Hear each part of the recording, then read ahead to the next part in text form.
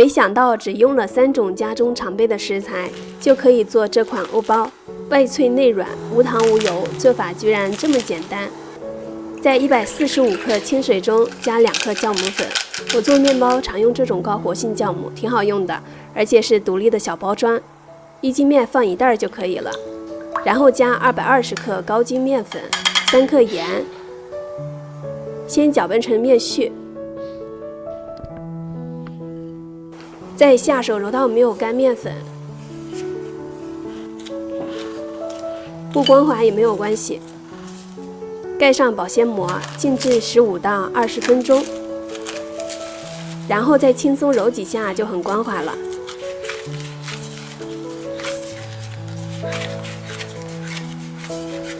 像这样就可以了。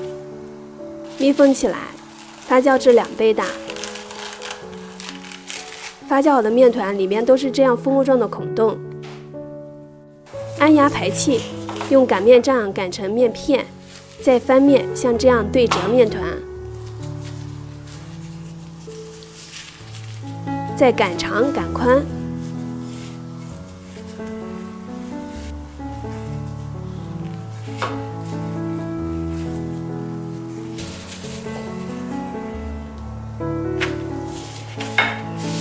然后翻面，从上到下卷起来。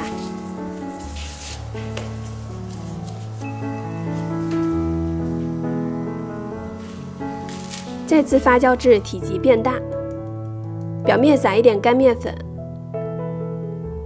斜着割开几道。烤箱200度预热，放进面包之后迅速喷水，